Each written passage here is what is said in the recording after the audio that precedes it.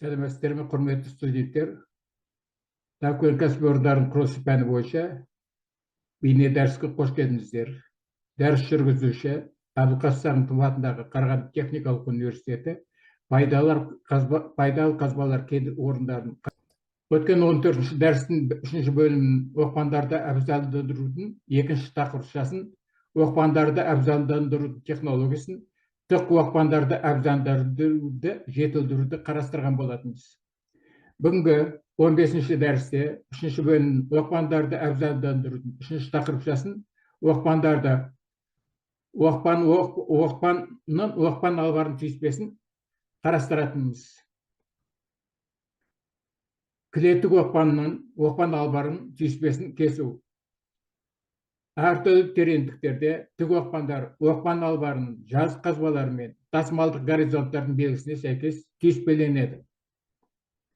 Оқпан албарын кесуде жазық қазбалармен және кен үңгірлермен, яғни камералармен тік оқпандарды түйістіру бойынша жұмыстардың орындалуын атайды.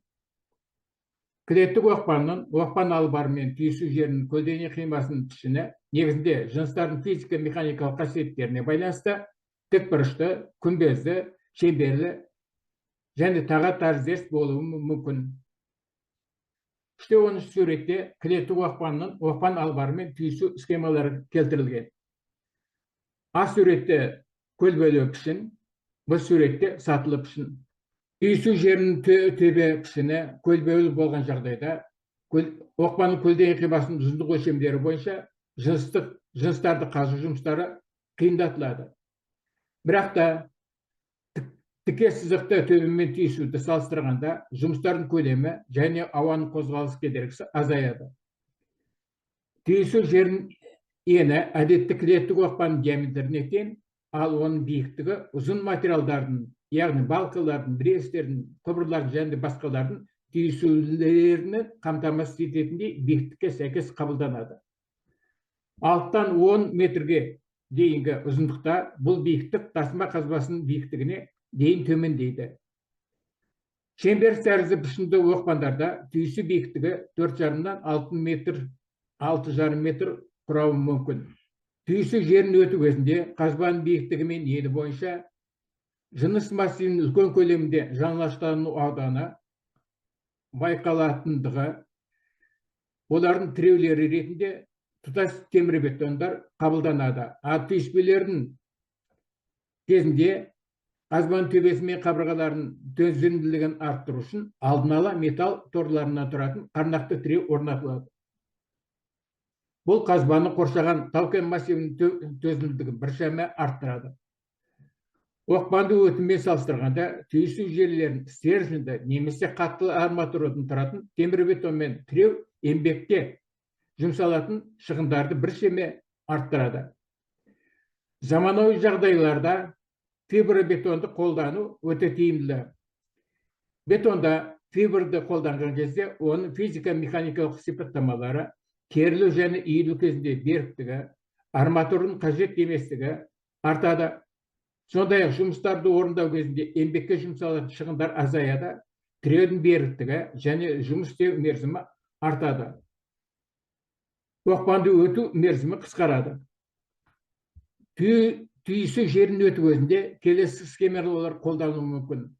Бекемдікті жыныстарда, яғни қаттылық бекемдік 7-тен жоғары болған жағдайларда түйісулерді тұтас кежелермен өту жөн болады. Түйісу биіктігіне байланысты кежарда 2-3 кертпеш болады. Жыныстарды қазу бұрғылау атырмалық жұмыстардың көмегімен жүзеге асырылады.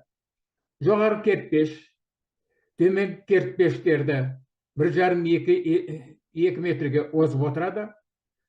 Тығыздықты және бекемді жұмыстарда түйісулерді жүргізу кезінде уақытша тіреулер қолданылмайды. Бекемді, бірақ та жарықшақтағы жыныстарда түйісулерді жүргізу кезінде металды арқалық немесе металды торлардан тұратын қарнақтар орнатылады. Кенжардан оқпанға бағытталған аймақ тұрақты бетонмен, темірбетонмен бекітпеленуі мүмкін. Түйісулерді жоғарыдан төмен қарай қатпармен өту. Жыныстың қаттылығы 4-тен 6 шаманы, қатпардың биіктігі 1,8-2,5 метр құраған жағдайда. Бірінші жоғары қатпардың қазып алынатын күмбезді бетондайды, одан кейін кезектікпен екінші және үшінші қатпарларды қазып алып, қабырғаларды бетондайды. Жыныстардың төзімсіздігі кезінде түйісулерді тәуелсіздікті кенжарларымен өту. Түйісу бүйірлері бойынша қимасы 4 метр квадрат қабырғалары өтіледі, және қабырғалары бекітпеленеді. Содан кейін қазбаның күмбезі өтіледі, және күмбез бекітпеленеді. Орталық бөліктегі жыныс түйісудің бетон тіреуі астынан қазып алынады. 11-ші суретте түйісулердің тұтас кенжарлармен жүргізу схемалары келтірілген. Бұнда оқпаннан түйісулер кертпеш арқылы өтіледі. Өтілген кертпештер бекітпеленеді, ал ондағы жыныстар оқпанның кенжарына түсіріліп, скиптердің көмегімен жер бетіне көтеріледі. Орындалатын ыңғайлы үрдістер. Оқпан албарын кесудің барлық схемаларында бұрқа атырыс тәсілімен қазып алынады. Қазу жұмысы кезінде түйісуді қоршаған, әсіресе оқпанның тұсында жыныс массивінің бұзылуы бойынша шаралар сақталуы қажет. Еспенің тереңдігімен оқпанның шамасы аз шамалы ретінде қабылданады. Аттырылған жыныс кенжардан оқпанға дейін сырмамен немесе тиеп жеткізуші машинаның көмегімен жүзеге асырылады. Содан кейін жыныс соқпалық бүріп алмамен қауғаға тиелінеді және жер бетіне көтеріледі. Тұрақты тіреуді орнатуға арналған бетон қоспасы жер бетінен құбырлар бойынша түсіріледі.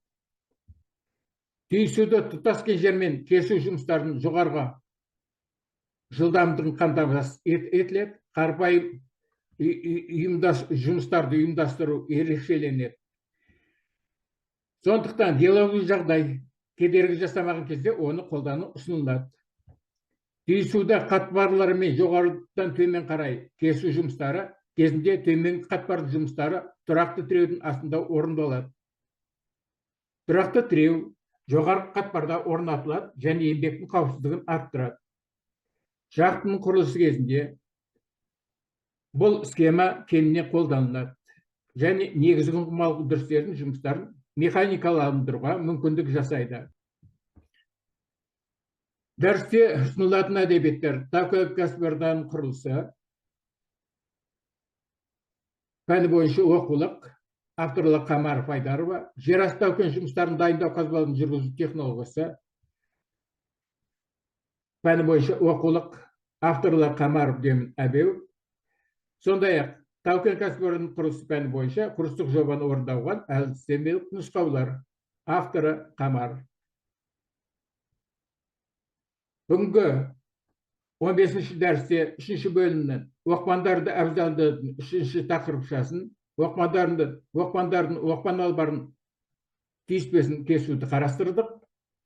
Дәріс аяқталды. Келесі 16-ші дәрісте 3-ші бөлімнің оқпандарды әбзалдаудың 4-ші тақырыпшасы, оқпан албарын жобалау, яғни оқпан албарын схемаларын қарастырамыз.